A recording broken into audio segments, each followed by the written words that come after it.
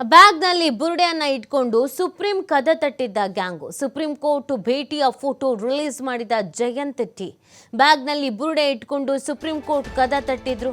ಏಪ್ರಿಲ್ನಲ್ಲಿ ಬುರುಡೆ ಪ್ಲಾನ್ ಅನ್ನು ರೂಪಿಸಿ ವಕೀಲರನ್ನ ನಂಬಿಸಿದ್ದ ಗ್ಯಾಂಗು. ಅಂತಿಮವಾಗಿ ವಕೀಲ ಧನಂಜಯ್ ಮೂಲಕ ಸುಪ್ರೀಂ ಕೋರ್ಟ್ಗೆ ಅರ್ಜಿಯನ್ನು ಸಲ್ಲಿಕೆ ಮಾಡಲಾಗುತ್ತೆ. ಸುಪ್ರೀಂ ಕೋರ್ಟ್ನಲ್ಲಿ ಡೇಟ್ ಸಿಕ್ಕ ಹಿನ್ನೆಲೆ ಬುರುಡೆ ಸಮೇತ ದೆಹಲಿಗೆ ಪ್ರಯಾಣ ಮಾಡ್ತಾರೆ.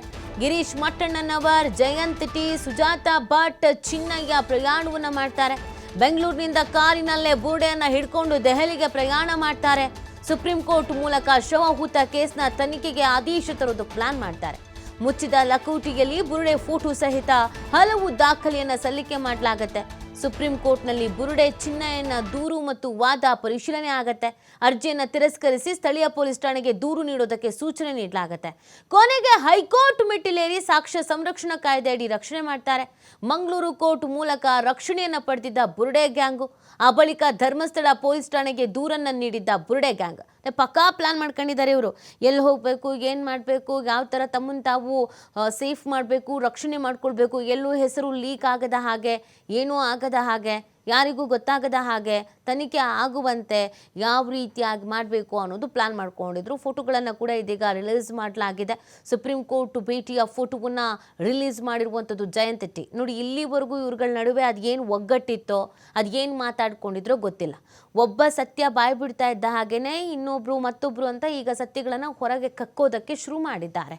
ಬುರುಡೆ ಜೊತೆಗೆ ಸುಪ್ರೀಂ ಕದ ತಟ್ಟಿತ್ತು ಈ ಗ್ಯಾಂಗ್ ಅನ್ನೋದನ್ನ ಇಲ್ಲಿವರೆಗೂ ಹೇಳ್ಕೊಂಡಿರ್ಲಿಲ್ಲ, ಈಗ ಹೇಳ್ಕೊಳ್ತಾ ಇದ್ದಾರೆ. ಮೊದಲಿಗೆ ಚಿನ್ನಯ್ಯ ಇವ್ರುಗಳ ನಡುವೆ ಅಸಮಾಧಾನ ಆಗಿದೆ. ಯಾವಾಗ ಆತ ಹೆಣ ಹೂತಾಕಿ ತೋರಿಸ್ತೀನಿ ಅಂತ ಕರ್ಕೊಂಡು ಹೋಗಿ ಅಲ್ಲಿ ಹೆಣಗಳು ಸಿಗ್ಲಿಲ್ವೋ ಅವಾಗ ಇವ್ರ ಮಧ್ಯೆ ಜಗಳ ಆಗಿದೆ. ಜಗಳ ಆಗಿ ಒತ್ತಡ ಇರೋ ಕೆಲಸ ಮಾಡಲಾಗಿದೆ. ಆಗ ಚಿನ್ನಯ್ಯಂಗೆ ಸಾಕಾಗೋಗಿದೆ. ನಾನು ಸತ್ಯ ಒಪ್ಕೊಬಿಡ್ತೀನಿ ಅಂತ SIT ಅಧಿಕಾರಿಗಳ ಮುಂದೆ ಗುಳೇ ಅಂತ ಕಣ್ಣೀರು ಹಾಕಿದ್ದಾನೆ. ಚಿನ್ನಯ್ಯ ಯಾವಾಗ ಸತ್ಯ ಒಪ್ಕೊಂಡೋ ಅದಾದ್ಮೇಲೆ ಒಬ್ಬೊಬ್ರದ್ದೇ ಹೆಸರುಗಳು ಬಯಲಾಗೋದಕ್ಕೆ ಶುರುವಾಯಿತೋ ಆಗ ಪ್ರತಿಯೊಬ್ಬರೂ ಕೂಡ ಒಂದೊಂದು ಸತ್ಯವನ್ನು ಹೇಳೋದಕ್ಕೆ ಶುರು ಮಾಡಿದ್ದಾರೆ. ತಿಮ್ಮರೋಡಿ ಮತ್ತು ಗಿರೀಶ್ ಮಟ್ಟಣ್ಣನವರಿಬ್ಬರನ್ನ ಹೊರತುಪಡಿಸಿದ್ರೆ ಜಯಂತ್ ಟಿ, ಸುಜಾತಾ ಭಟ್ ಎಲ್ಲರೂ ಕೂಡ ನಾನವನಲ್ಲ ನಾನವಳಲ್ಲ ಅನ್ನುವಂಥ ವಿಚಾರವನ್ನು ಹೇಳ್ಕೊಳ್ತಾ ಇರೋದು. ಏನೇನು ಮಾಸ್ಟರ್ ಪ್ಲ್ಯಾನ್ ಮಾಡಿದ್ರು, ಎಲ್ಲೆಲ್ಲಿ ಮಾಡಿದ್ರು, ಎಲ್ಲೆಲ್ಲಿ ಸ್ಟೇ ಆಗಿದ್ರು, ಎಲ್ಲೆಲ್ಲಿ ಮೀಟಿಂಗ್ ಮಾಡಿದ್ರು, ಯಾರನ್ನು ಕಾಂಟ್ಯಾಕ್ಟ್ ಮಾಡಿದ್ರು, ಯಾರು ಸಂಪರ್ಕಕ್ಕೆ ಬಂದರು, ಪ್ರತಿ ಒಂದನ್ನು ಕೂಡ ಇದೀಗ ಹೊರಗೆ ಹಾಕ್ತಾ ಇದ್ದಾರೆ. ದಾಖಲೆ ಸಮೇತ ಮಾಹಿತಿಯನ್ನು ಹಂಚಿಕೊಳ್ಳುವಂಥ ಕೆಲಸವನ್ನು ಮಾಡ್ತಾ ಇರುವಂಥದ್ದು. ನೋಡಿ, ಇವರು ಸುಪ್ರೀಂ ಕೋರ್ಟ್ಗೂ ಹೋಗಿದ್ದಾರೆ, ಅಲ್ಲೂ ಕೂಡ ವಕೀಲರನ್ನು ನಂಬಿಸಿದ್ದಾರೆ. ಅಲ್ಲಿ ಅರ್ಜಿ ತಿರಸ್ಕಾರ ಆಗಿದೆ. ಸ್ಥಳೀಯ ಪೊಲೀಸ್ ಠಾಣೆಗೆ ದೂರು ನೀಡಿ ಅಂತ ಹೇಳಿ ಕಳಿಸಿದ್ದಾರೆ.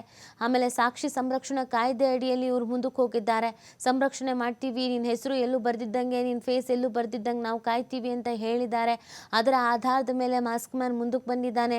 ಬಟ್ ಈಗ ನೋಡಿದ್ರೆ ಇಷ್ಟೆಲ್ಲ ಡ್ರಾಮಾಗಳಾಗಿದೆ. ಆತನೂ ಬೆತ್ತಲಾಗೋದ್ರ ಜೊತೆಗೆ ತನ್ನ ಜೊತೆಗೆ ಯಾರ್ಯಾರಿದ್ರು ಅನ್ನೋದನ್ನು ಕೂಡ ಜಗಜ್ಜಾಹೀರು ಮಾಡ್ತಾ ಇದ್ದಾನೆ. ಈಗ ಜಯಂತ್ ಟಿ ನಡೆ ಕೂಡ ತುಂಬಾ ಇಂಪಾರ್ಟೆಂಟ್ ಆಗಿರೋದು. SIT ಇಲ್ಲಿವರೆಗೂ ಅವ್ರಿಗೆ ಬುಲಾವ್ ಕೊಟ್ಟಿಲ್ಲ, ಬನ್ನಿ ತನಿಖೆಗೆ ಅಂತ. ಇಲ್ಲಿ ಅರೆಸ್ಟ್ ಕೂಡ ಮಾಡೋದು, ವಶ ಪಡ್ಕೊಳ್ಳೋದು ಇದ್ಯಾವುದೂ ಆಗಿಲ್ಲ. ಬಟ್ ಜಯಂತ್ ಟಿಗೆನೆ ಟೆನ್ಷನ್, ಯಾವಾಗ ನನ್ನ ಕರ್ಕೊಂಡು ಹೋಗ್ತಾರೆ, ನನ್ನ ಯಾವಾಗ ಕರ್ಕೊಂಡು ಹೋಗ್ತಾರೆ ಅಂತ. ಆ ಕಾರಣಕ್ಕಾಗಿ ಜಯಂತ್ ಟಿ ಕೂಡ ನಾನು ವಿಚಾರಣೆಗೆ ಬರೋದಕ್ಕೆ ರೆಡಿ ಇದ್ದೀನಿ ಅಂತ ಹೇಳಿರೋದು.